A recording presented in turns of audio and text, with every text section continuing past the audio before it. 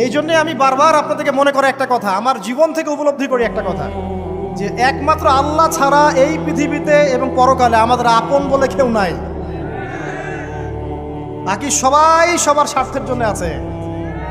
মানুষ মানুষের অবস্থানকেই মূল্যায়ন করে, মানুষ মানুষের অবস্থানকেই মূল্যায়ন করে। আল্লাহ রাব্বুল আলামিন আপনার ভিতরটাকে ভালোবাসেন। দেখেন, আপনি যখন নামাজ পড়েন নাই, আল্লাহ পাক কিন্তু আপনাকে ধ্বংস করে দেন নাই। আল্লাহ পরম করুণাময় আপনাকে হেদায়েত দিয়ে নামাজি বানিয়ে দিয়েছেন। জীবনে অনেক পাপ করেছেন, ইনস্ট্যান্ট আল্লাহ পাক শাস্তি দিতে পারতেন, আল্লাহ পাক দেন নাই। আল্লাহ আপনাকে ভালোবাসেন, আল্লাহ আমাকে ভালোবাসেন। আল্লাহ পাকের এই ভালোবাসার ঋণটা শোধ করার জন্য হলেও নামাজি হয়ে যান, আল্লাহর পথে ফিরে আসেন, দিনের জন্য কিছু করেন, দিনের ফিকির করেন, পড়াশোনা করেন। প্রিয় ভাইরা, আল্লাহ পাক তৌফিক দান করুন। দেখুন, এই রিবা থেকে দূরে থাকার জন্য একটা হাদিস যথেষ্ট, যে 4 শ্রেণীর মানুষকে আল্লাহ রাসূল সাল্লাল্লাহু আলাইহি ওয়াসাল্লাম